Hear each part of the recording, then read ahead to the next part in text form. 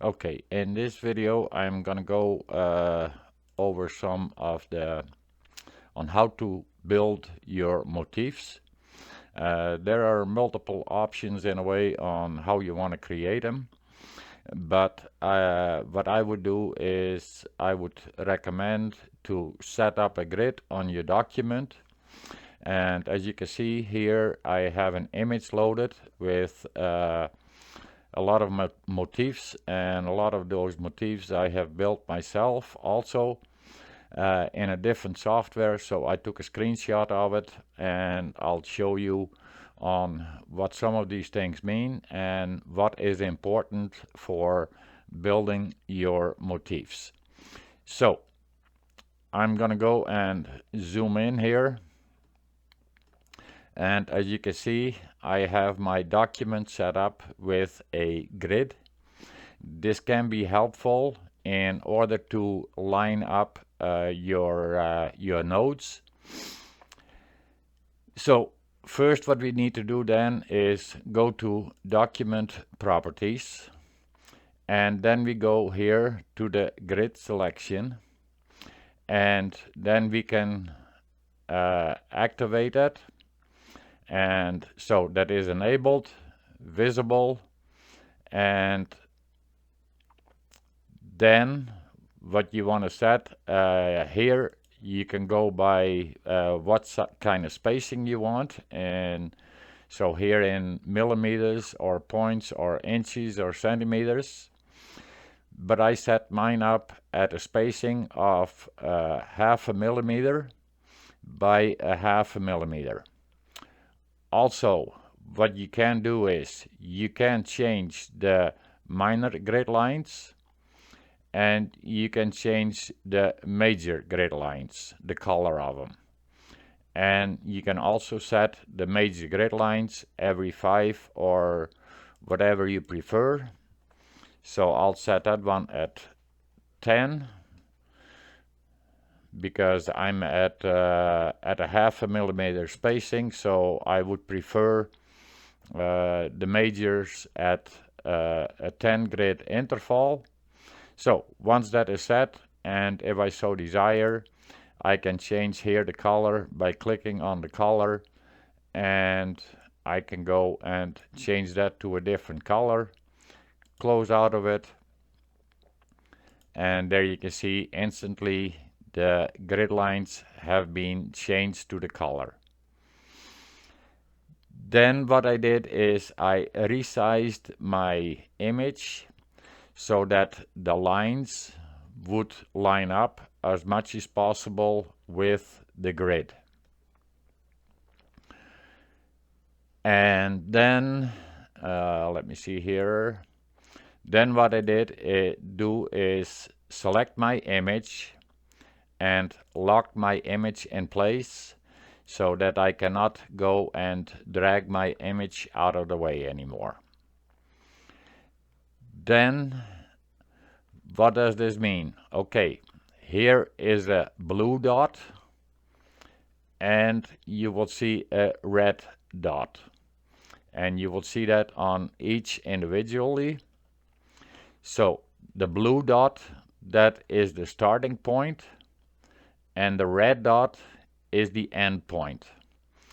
And as you can see on this one, it is pretty well in the center of the rectangle, while in some other ones, here you can see it is on the top of the rectangular box.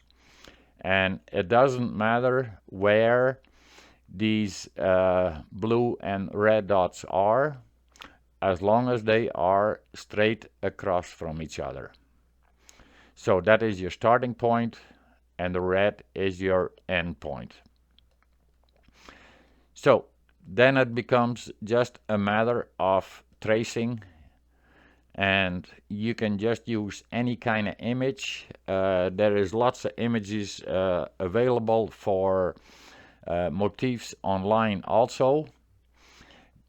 I think I'm gonna go and turn the opacity down a little bit on the design, so I can see my intersections of the grid decent. And for this, also what can be used is turn on snapping, and you can have snapping set up into different places. So this can be go through these settings what are possible, and I got mine set here to the grids, to the grid lines, guidelines. Sometimes it is a nuisance for the snapping, and sometimes you have to zoom in really close in order to snap to the right points. So there is also other options on how to align some of the nodes. Also, you have to be considerate in the way on some motifs can be quite easily used in a small version, while some others they would turn out better if they were larger. Also, we have to be considerate of stitch length, and all those kind of things can make a difference on how you are creating your motifs. So it will take a little bit trial and error to see what works and what doesn't work for you. So then I'm gonna start getting ready for drawing here, and I'll turn off the snapping for now. And I have my Bezier tool, and because we are dealing with stitch lengths, that way and for a lot of the designs we like to draw straight lines. So I have my Bezier tool set here. Not look in the top right, no, top left corner. The first one is the regular. That way you can create straight lines but also curve them at the same time if you're not careful enough. But I have mine set up now, create a sequence of straight line segments. So then I'm gonna go and here to where the blue is, and now I go click, click, and depending what I want and where I want them, I can go and I could go and use the snapping, but I'm gonna go just do some clicking, and as you can see, we have to travel back quite often on the same path in order to end up on our endpoint.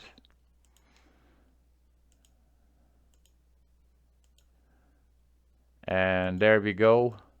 Then I can right click, finish it up, and there I have my first one.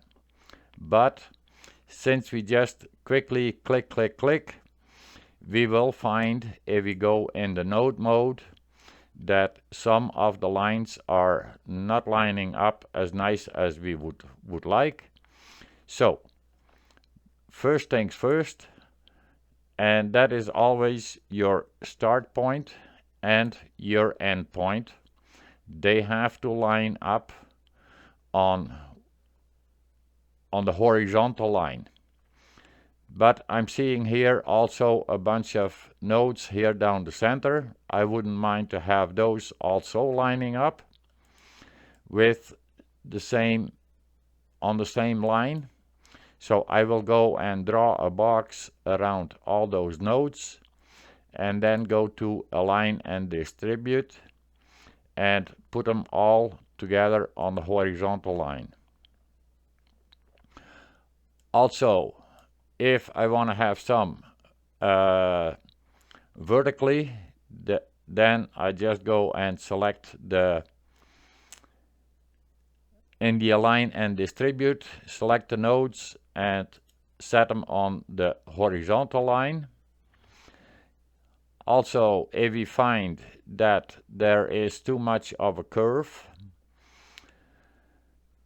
that say I don't like this node here, well, your node tool can have a few different settings. And I will go to the node select tool here for a moment in the preference window. And here on the bottom there is deleting nodes preserves the shape. So if that one is selected, and on the default that is selected, and I will show you what happens if I would go and delete here and there certain nodes. So if I'm, as you can see here, if I would delete this node, now you can see I am getting a curved line. But if I want to have that as a straight line, there are a few options. I can go select the line and then use here the tool, make that a straight line. And as you can see, now Inkscape has straightened that line. Then I can go and create another node if I so desire by double clicking and drag it to where I want. Let me see here. So then also what we want, if we want to have these top ones and we want to line them up with our grid, we go to the node select. No, we go to the snapping options, set the appropriate options, and now we can go and we can drag our node and you will see the pop-up showing on where it is snapping to. So this way we can go and snap all our nodes at intersections. Also here you can see that the nodes are not lining up with each other, but we want that as close as possible, that things are lining up with each other, because otherwise the design will not stitch out really nice, because you're gonna have lines sitting beside each other. Also, here you can see there are 3 nodes, so that could become 3 separate needle penetrations. Well, we don't want that, so we select all 3 of them, and then we go the relative to the last selected I have here for this time, and we go select, put them on the horizontal line and put them on a vertical line. Now all of these nodes, they are right on top of each other. And especially for if we are using the manual stitch placement, then this can be quite important, that you don't get these needle penetrations beside each other. So lining things up becomes fairly important. And here we can go and snap them to our grid. And this is the thing, if done right, you only need to do it once. So take your time for building and creating your initial designs, because once you have this one created, we can go and we will be saving it, and it will be saved in a separate file in Inkscape to be available for us at all times. And I will make a separate video on how to do that. but I just want to show you a little bit here on aligning your lines with the node tool. So familiarize yourself with the node tool. If you're making some of the designs bigger, you can also use curved lines. So once I'm happy with where everything is placed, then I will just go and save that one like that and move on to the next one. And let's go here to a simple one. And now the snapping is turned on. So now we take the Bezier tool and we will see right away the pop-up on where it is starting with the snapping tool, and it will snap to the grid intersection.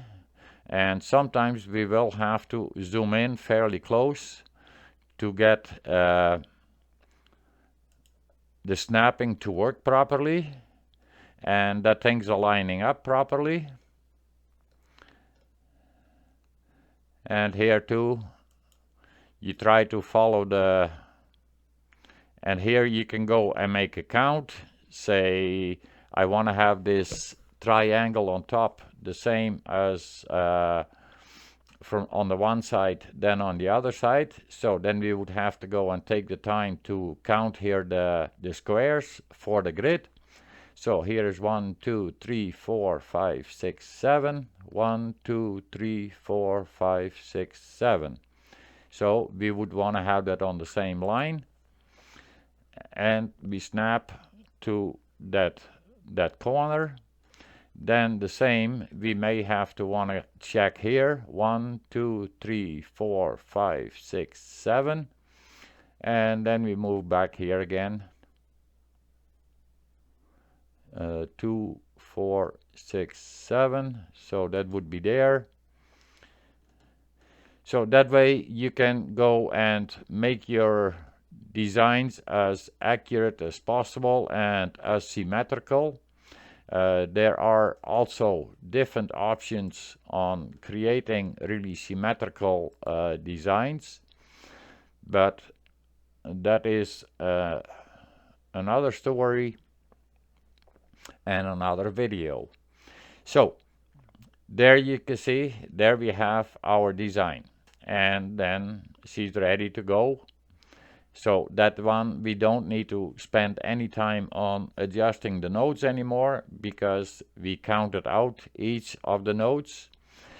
If we want to go and create manual stitches on it, then I would go, and once we put it in our design where we want to use it, then we can go and check if there are enough nodes within the design in order to get a proper stitch length, that the stitch length is not too large.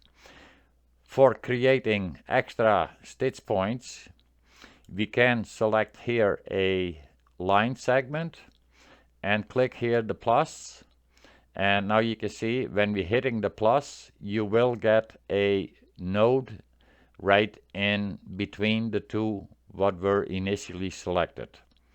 And we can do the same there and hit the plus, and we get an extra node in between.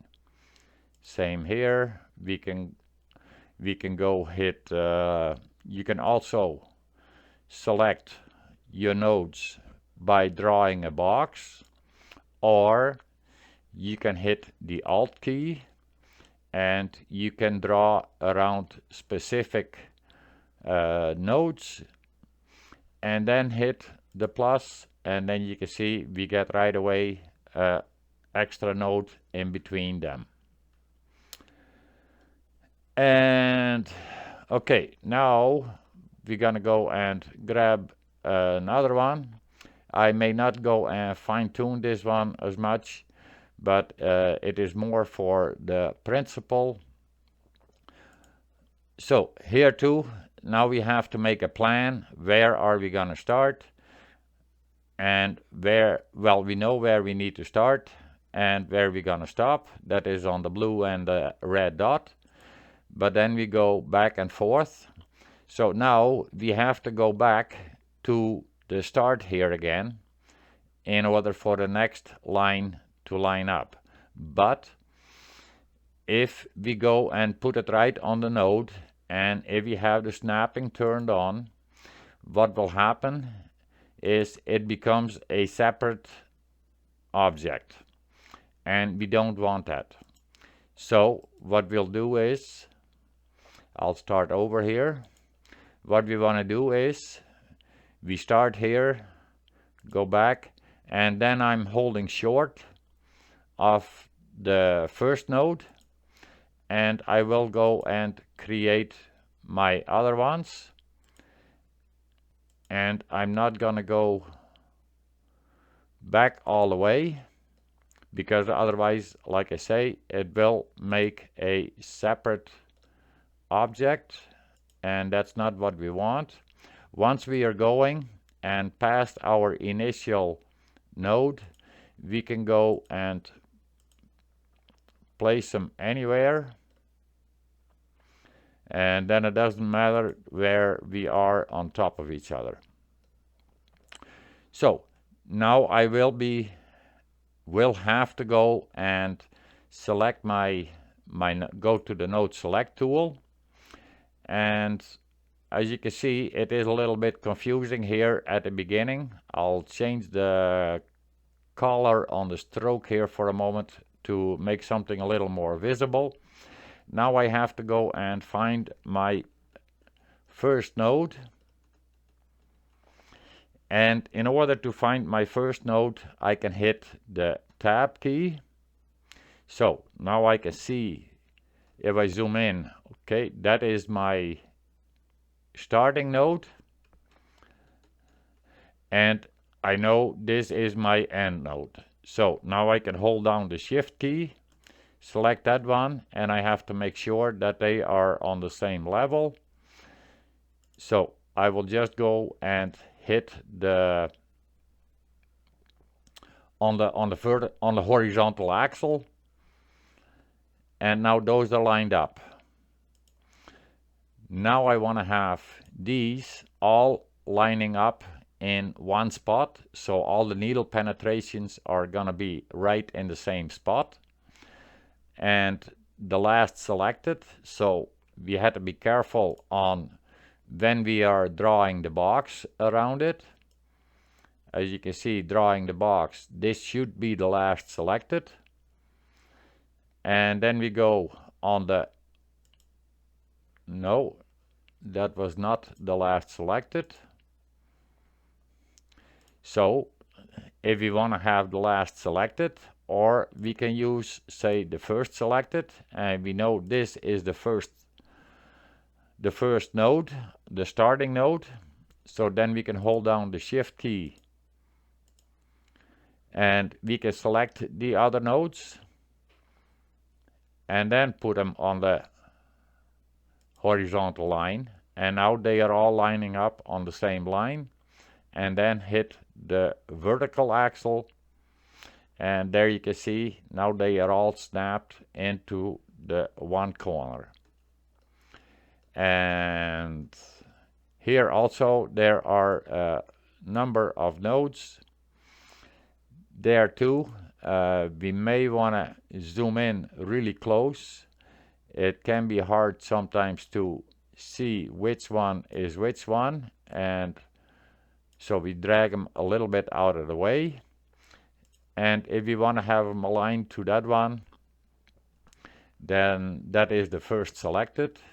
Select the other ones and align and distribute, align and distribute.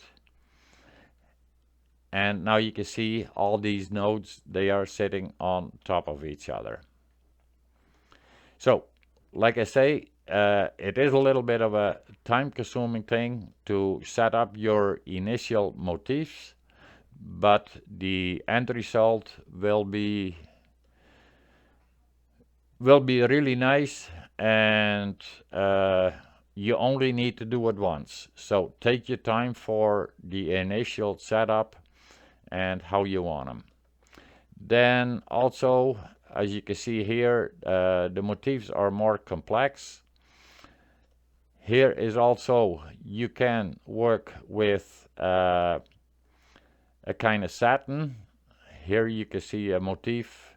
You can create a satin stitch too, and then use your stitch plan for your from your satin to create some of the motifs. Also, I have created some, and that was also started with a satin stitch, and here a running stitch, and then I took the stitch plan and put it into a motif. So there's many possibilities here. Also I did also created it first as a satin, and the planning of where the start point and the end point is, that become really important aspects. So I'm gonna leave you with this, and as you can see here there is curved lines, so you can do the same thing here. Select start your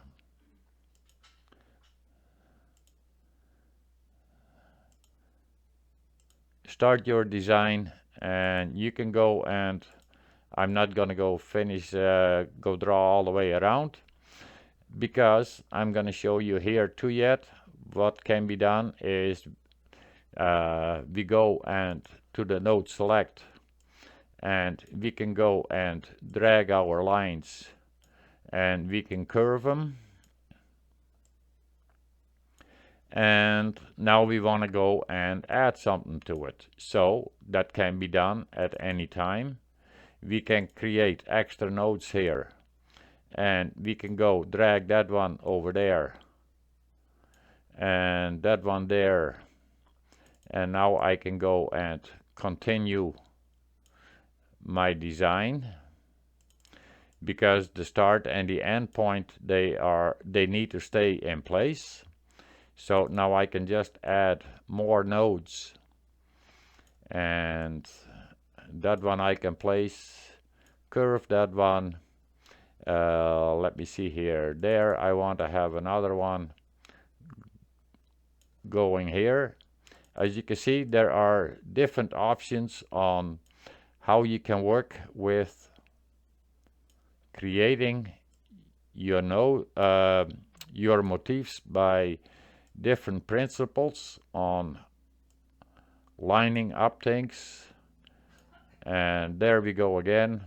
Select all the nodes and put them all together in the center, and now we can go and make minor adjustments, and we want to make sure that the first and the last one are lining up on the horizontal axle.